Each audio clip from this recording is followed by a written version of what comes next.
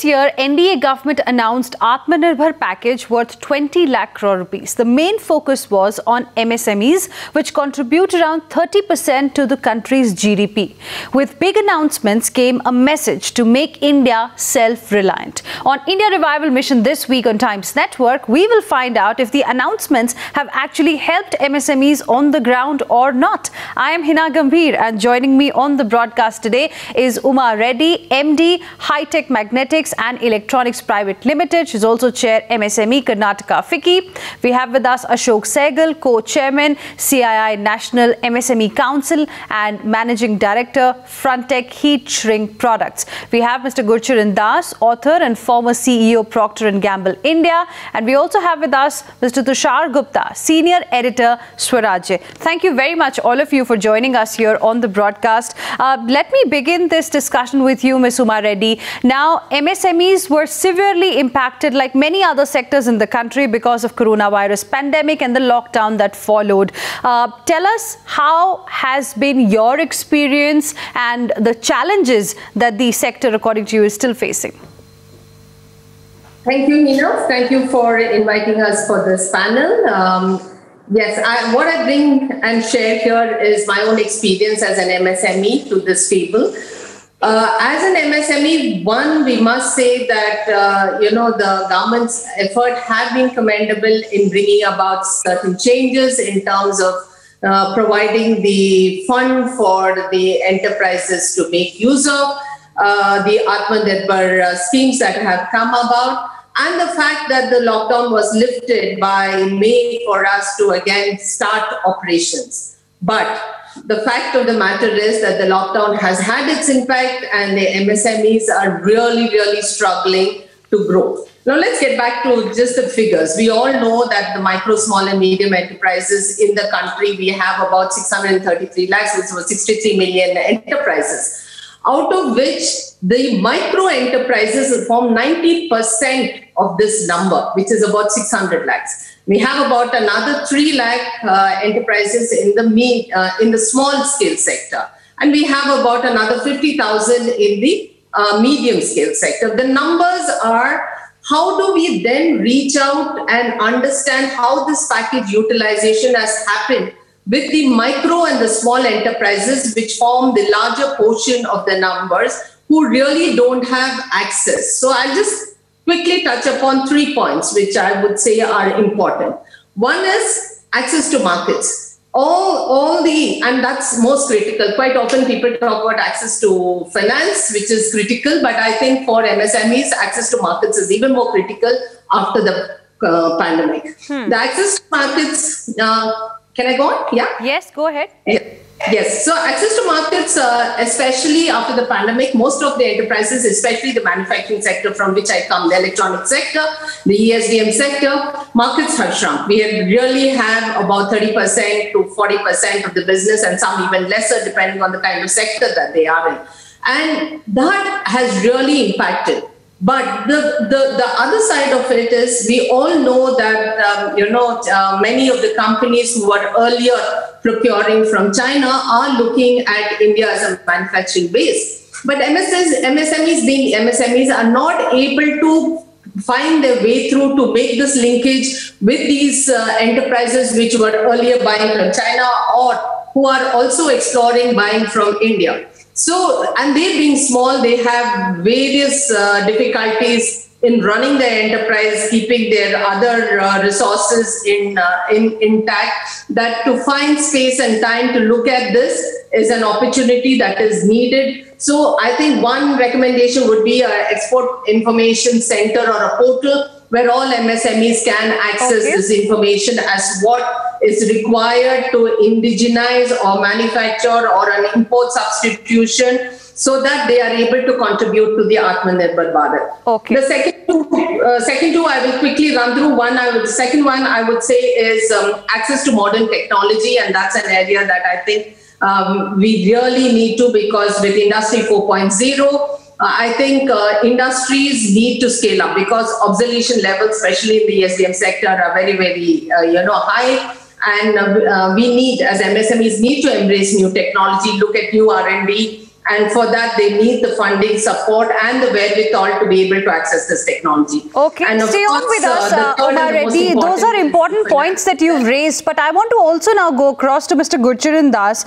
The biggest highlight of that 20 lakh crore package of the NDA government, Mr. Das, was the 3 lakh crore credit guarantee scheme for the MSMEs. But we've seen that not many takers are there. In fact, perhaps that's the reason why the ambit of this scheme had to be widened as well. What is your assessment? We have seen in this COVID time that a lot of NGOs have come forward to the small enterprises to help people various ways, and NGOs are dependent. I mean, during this period, NGOs have done a wonderful job, but a lot of them get their funds from overseas. People abroad are big-hearted, and they give money to charity. And this to our NGOs, who in turn give them to the MSMEs. Now, this latest FCRA amendment law is actually going to harm the MSMEs because a lot of donors are getting so upset abroad. The red tape that has encompassed them. In fact, what we have done, catch one thief, we have imprisoned 99 honest donors, and the amendment rules are just, you know, it's horrendous. It's making India a laughing stock in the world. We've actually shot ourselves in the foot through this FCRA. So the government is not, one side is trying to do something good, the other side ends up doing something bad, which is, so to come back, I would say a lot of MSMEs' life and their success depends on an open market, to not have the heavy hand of government. And there's a lot of progress that has been made in the ease of doing business, especially when things have gone online. So much has gone online and permissions have reduced. That's why India's ranking has gone up in the ease of doing business. But still, there's a lot of red tape. There's a lot of red tape. So my appeal to the government is to keep improving the ease of doing business.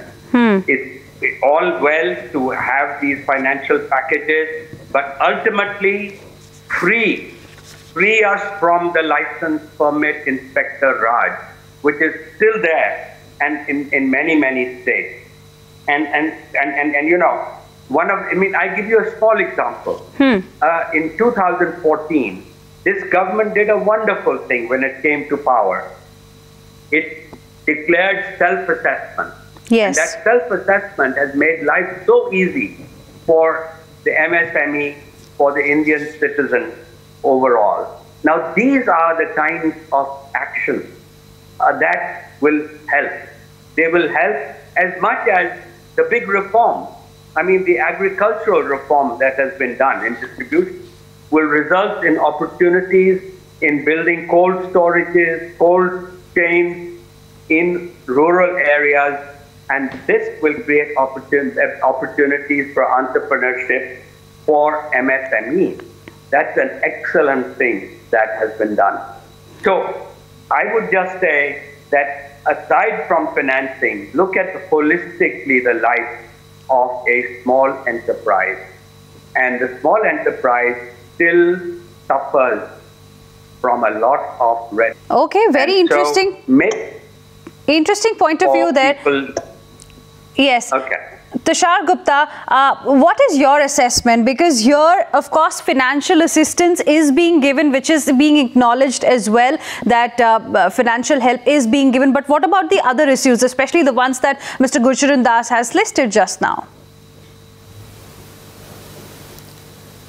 See, I would respectfully disagree with Mr. Das here to boil down the requirements of the MSME sector to an FCRA regulation is somewhat wrong, but I look at the big picture here. What has the government done with respect to MSMEs? One, it has gone with the emergency credit line scheme that was there. But Heena, it's important to understand that that was only applicable to what 7-8% of the MSMEs in India, because you need to be registered for availing that credit. Now, it's easy to say that the government needs to come out and help this sector, but even the MSME owners need to come out and accept the formalization, which is not happening. We've seen various initiatives by the government where they want to encourage formalization of the MSMEs, but the MSME owners also need to come forward. But that's one thing, that's to do with the financing. Let's look at the farm reforms. Let's look at the labor reforms. All of these reforms are going to help MSMEs in the long run. Let's look at the production linked incentive schemes in pharmaceuticals, in mobile phone manufacturing. So we have to look at the bigger picture. We cannot boil it down to one regulation. We need to look at the complete picture across India, because MSMEs are not just about one industry. They comprise of... Just want to quickly intervene here. Apart from MCRA, he did mention about the issues like ease of doing business. There is red tapeism. So perhaps other aspects, according to him, are also something that the government can consider. What do you have to say about those? Absolutely, he's not wrong on that, and that is why I'm saying the farm reforms that were just announced, the labor reforms that were just announced, the production-linked incentive schemes that were just announced. To give you an example, Micromax, just a couple of days ago, they said that the production-linked incentive scheme is going to help them. Now, to give you another example, when the tensions with China increased in June, we suddenly had a problem of active pharmaceutical ingredients, and that was where the boost for the local manufacturers came in. So yes, Mr. Das is right that there's a lot of red tapeism, there's a lot of interference for the government, but it seems that the COVID-19 pandemic and the tensions with China, all of them acted as a lesson for the government and they are working on it. So we need to look at those aspects also. Okay. Mr. Ashok Sehgal, do you believe that the Indian MSMEs have actually converted this crisis, or have at least attempted to convert this crisis into an opportunity? Because I was just looking at some data. For example, in India, we never manufactured an N95 mask. We never manufactured a PPE kit. We did not really manufacture low-cost ventilators as such, but now we are exporting all of these things. Yeah, I think very good to hear you say all those things, because I think this is very, very encouraging and descriptive of what is the strength of the MSME sector, not only India but globally. You can respond quickly and respond to challenges. And the other thing is that, at least in India, most MSMEs are strongly entrepreneurially driven. Now, they may have started with one product, but the entrepreneurial spirit means that you show us there is a demand and we will rise to fill that demand. So, as it was mentioned by Sudha, that there's a question of market access. Now, I think one of the things the government is doing strongly is identifying areas where, I don't like to say import substitution, I like to say where there's a domestic demand-supply gap, which is being filled by imports. That is an opportunity for Indian MSMEs in particular to look at that and say, here is the ready market segment I can enter.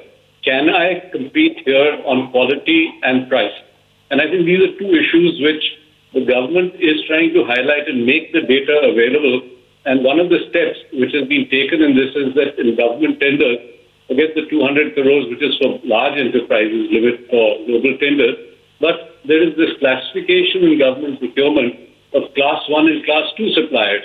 The class 1 suppliers who have more than 50% domestic content will get a price preference and an opportunity to participate much more actively.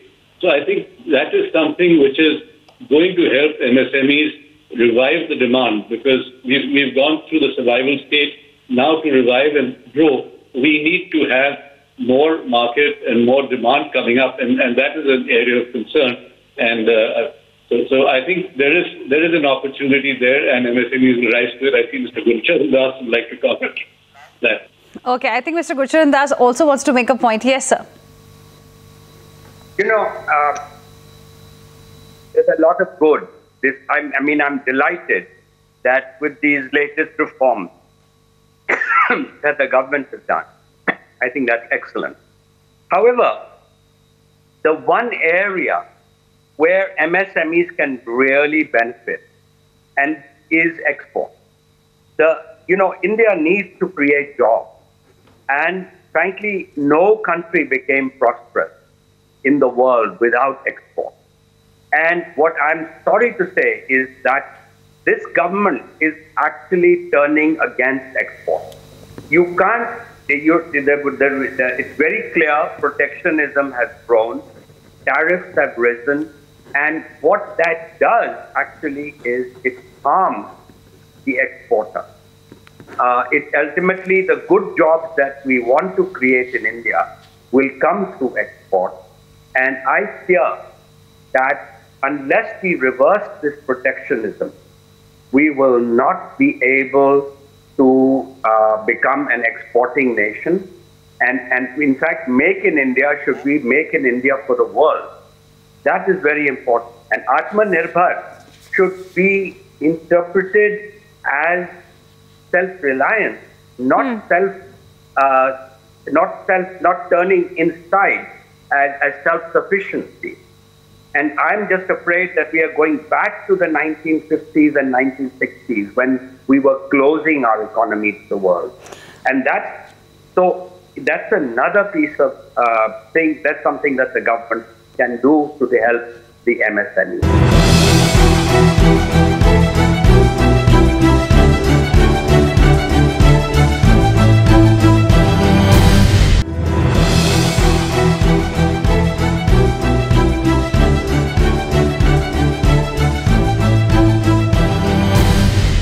Tushar Gupta, are we actually closing down? Because, if you look at the exports data, our recent exports data are suggesting that our exports have actually gone up by 5% till September from April as compared to the same period last year. See, I would disagree again with Mr. Das. See, we're not, Atmanirbharta is not protectionism. This is one thing the government has emphasized again and again. It's not about going protectionism. I'll give you another example.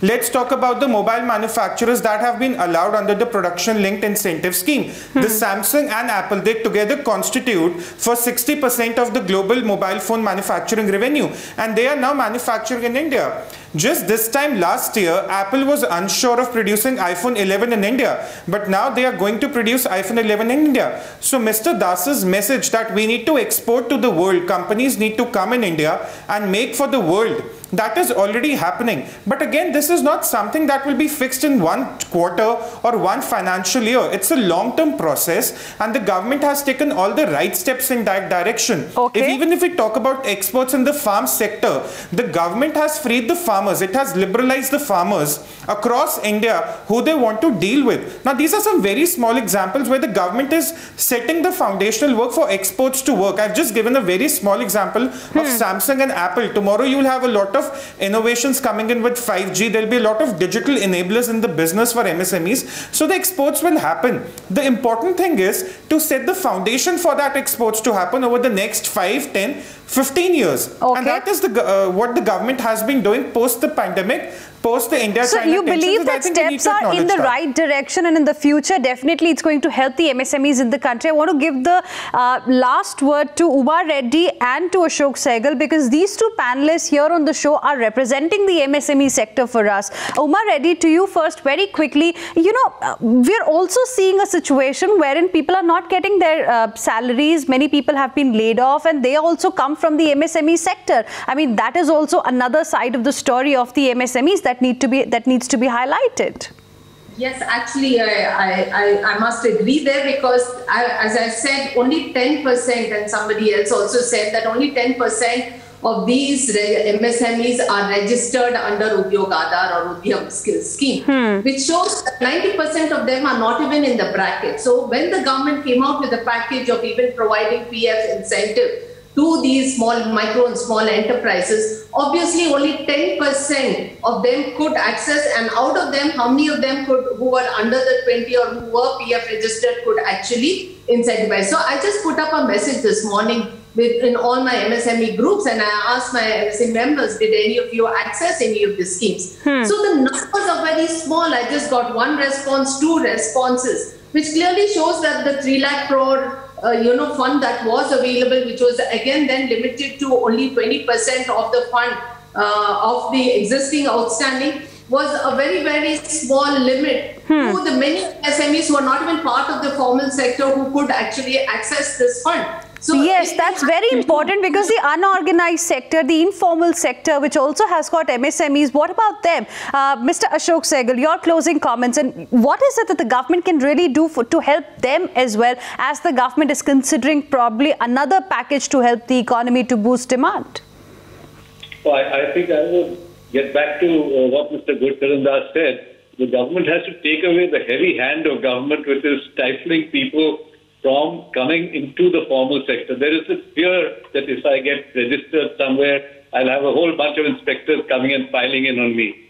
Now, having said that, our own experience in Haryana as an SSI unit, I must say, is that over the last 4 or 5 years, we've seen a tremendous amount of easing of Inspector Raj. Okay. In fact, about 6 months ago, I was asked by CII to comment on the changes we have seen and what is our recent experience with inspectors. My admin manager told me we haven't had an inspector visit us for the last 6 months. So I hope that's something good. We've had a lot of permissions coming in online. And I think this fear of the government has to go away. Partly, the people have to be educated that it's not the way it was earlier. And partly, there has to be a reform. The reform is there at the higher levels, but not necessarily at the lower working levels, especially in the tier 2 and tier 3 cities. Once that fear goes away and people realize the government is there to facilitate and not obstruct, I think that change in perception is very, very important. The government is taking the steps that has to percolate down both to the MSMEs and the people who are responsible for monitoring and inspecting what they're doing. And then you will have all the people coming into the formal sector, and all the steps can be much more effectively implemented. All right. I think those were really interesting suggestions that you all gave. Apart from the kind of financial packages that we are seeing coming from the government to help the sector, there's also a need perhaps to boost the confidence of the entrepreneurs. Ease of doing business, as Mr. Gurucharan mentioned, is also something that the government still must focus on to help this sector emerge stronger. Thank you very much, all of you, for joining us here on India Revival Mission.